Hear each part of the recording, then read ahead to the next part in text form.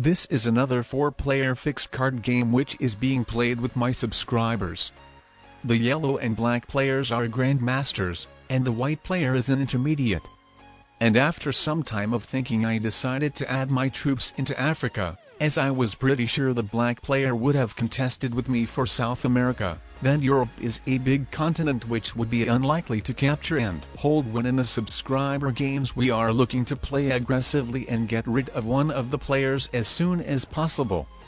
So what I realized is that my best shot might be to add my troops at the bottom of Africa. As you can see, the white player has added his troops to Africa as well, so no idea how it goes. But I think it was my best shot anyway, as I think the black player would have had the troop advantage over me to contest for South America. All in all, it looks like it will be the black and yellow players' game, especially yellow since he already captured Australia, but the black player is very close of capturing South America as well. So it should be me or the white player to get eliminated from the game first. And being at the bottom of Africa, I think I feel more safe than the white player. He is kinda exposed while I'm in a very isolated place. Though obviously it will mostly depend on who the black and yellow players want to target and eliminate more. I helped out the black player of getting South America, so I think he should feel more sympathy towards me, while the white player helped out the yellow player of getting Australia, so I think the yellow player would be more inclined to target me. The bad news is that the yellow player got a continent faster than the black player, so with him starting to target me, it would make the most sense for black to follow him. But luckily for me, the yellow player is trying to get stronger at the moment and hasn't started crushing any of my troops. So if the black player will be more aggressive and start crushing some troops of white, then the white player might actually be the one to get eliminated first instead of me. But as of now, it's really hard to say how it actually goes. My biggest goal now is to try pushing the white player out from Africa. I would really like that he would move out, as then I think it would really increase my chances to win if I actually could get and hold Africa. And with him just moving out to North America, that's a very promising sign to me. I'm not sure if he actually wants to go for North America or contest for South America with black. But that's very promising for sure. As now it makes the black and white players to have the highest chances of getting eliminated first, over me and white like it was before.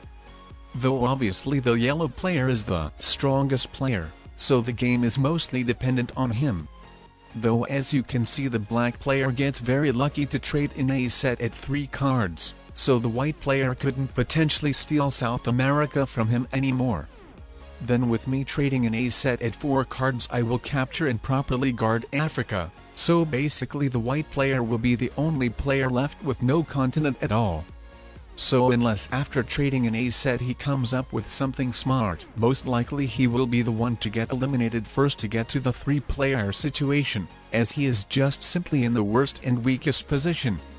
And very unluckily he doesn't even have a set at 4 cards. Either that or it's a low set and he would prefer to wait for one more turn to potentially get a better one.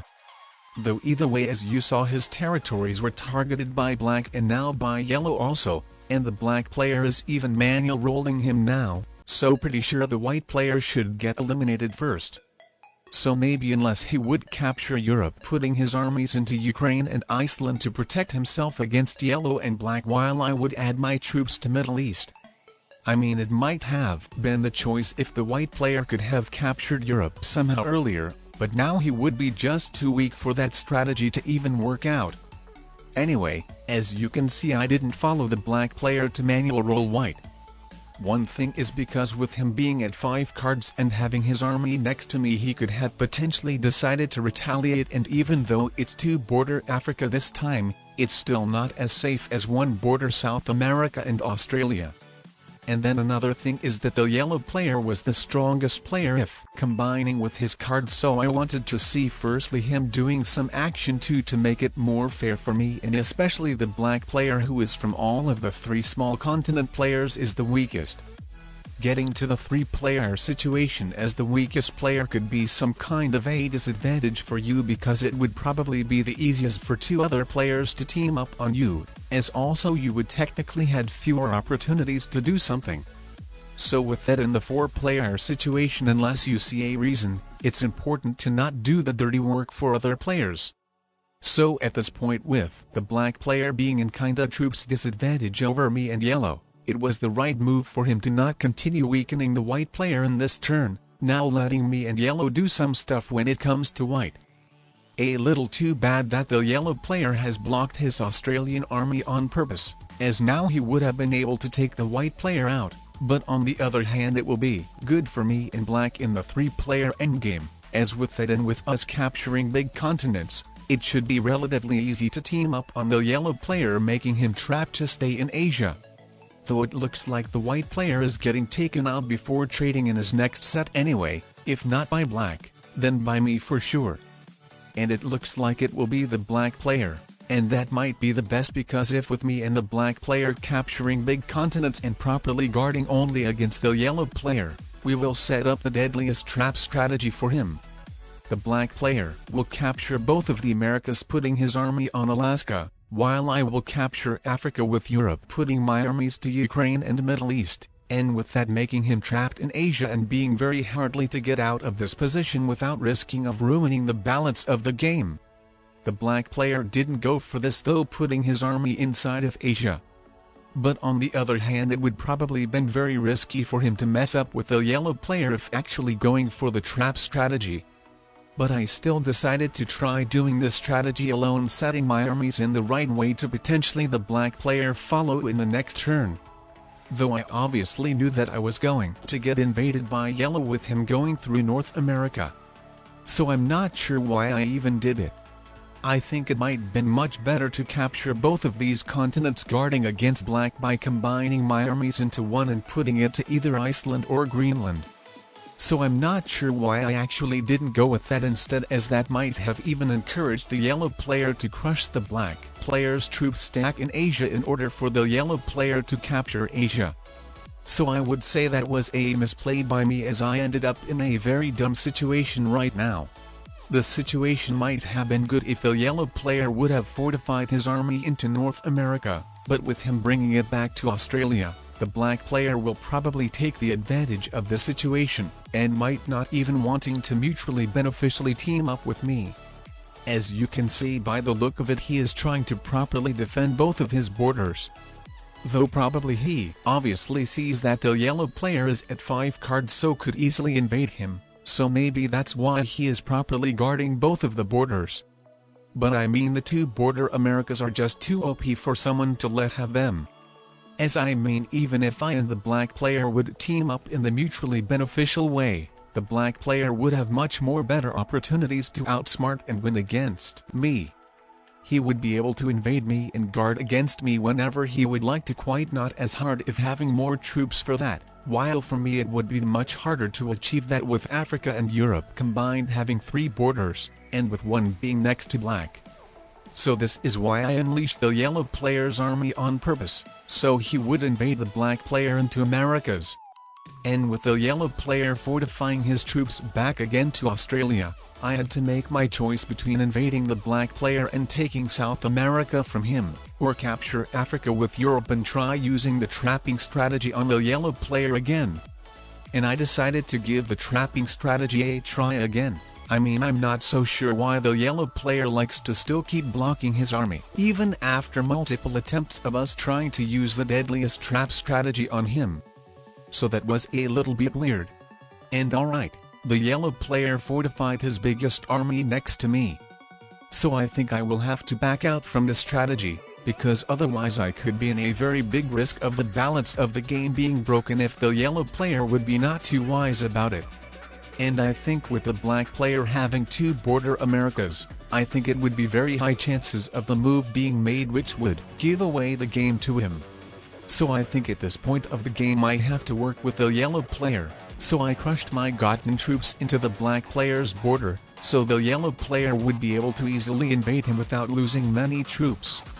And alright, he invades me into Africa, and actually goes for it, leaving the black player untouched. So actually that plan didn't go in the way I was planning to. I think maybe the yellow player intends to make me trapped in Asia, possibly next turn planning to set his armies in the way like I did after capturing Africa with Europe, but that's simply not going to work out because I'm going to put my army to Ukraine. I think that's not too great of a deal for the yellow player to try teaming up with the black player, because black could very likely get an unbreakable position which nobody could invade without suiciding if not smart moves are being made. Two border Americas are not a joke, while the yellow player's position with two border Africa and Australia doesn't look too promising to outsmart the black player at all.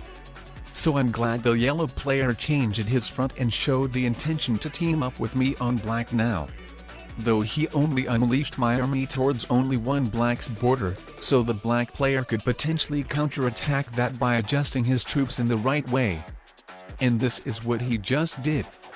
Now I cannot go through Greenland border, as by doing so I would just suicide, and then even if I crush some troops into black, I think it could be relatively hard to do that in the right way, as it could be either not enough troops to finish the job for the yellow player, or I could make myself too weak and be worth taken out for the cards by the yellow player himself. So what I decided to do is to unleash the yellow player's army towards the black player's 10-troop border and let the yellow player invade the black player himself. And that's just perfect how it worked out, with the yellow player trading an A set at 3 cards. And even though he fortified his army back to Africa, I think that would still be unlikely for the black player to successfully end up holding Americas, as currently my army is unleashed towards both of his borders, meaning that I could either invade the black player myself, or to crush some troops into one of his borders to make it easy for yellow, with along of obviously unleashing the yellow player's army. But as you saw, the black player didn't even have a set to recapture both of the Americas. So unless he would have wanted to go with his army all the way around through Asia and inefficiently wasting his troops for that. Anyway, most importantly, the black player didn't get good enough manual roll to capture Central America, as with that he would have been able to fortify his army on his South American border, but since he couldn't, I was able to take South America from him for myself. As mentioned, both of the Americas are the best two continents combo with these blizzards, so I'm very happy to be South American player now, as eventually I think I should get the opportunity to capture North America as well, and then trying to properly guard both of the borders how the black player was attempting to do. So I will just be obviously waiting for the right moment to come, as I know that if capturing both of the Americas immediately, that would obviously bring both of the players' attention to me, making them to team up on me.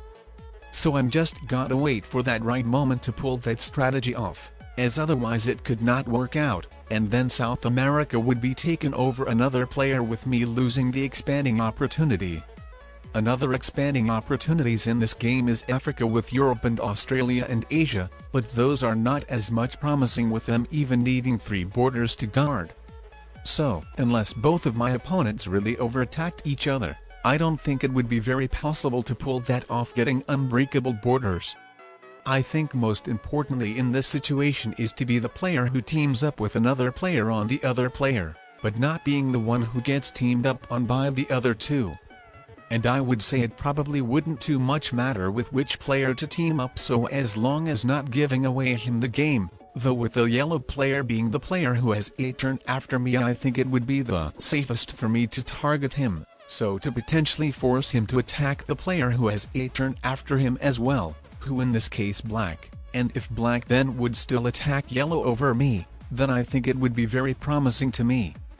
Unfortunately, the yellow player focused on attacking the territories of mine, so that didn't go in the way as I was expecting, but I think I'm in a still very promising situation teaming up with black. Though on the other hand it might have been worth a very good shot to try teaming up with the yellow player as well, as the yellow player tends to often leave his troops in a blocked place, so I think it would be easier for me to outsmart him over the black player who seems to avoid blocking his troops. While to team up with the black player, the good thing is that he is willing to make a lot of attacks, while I think the yellow player is quite less willing to waste his troops.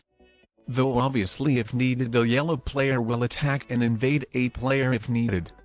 I think that was the right decision for him to invade the black player now.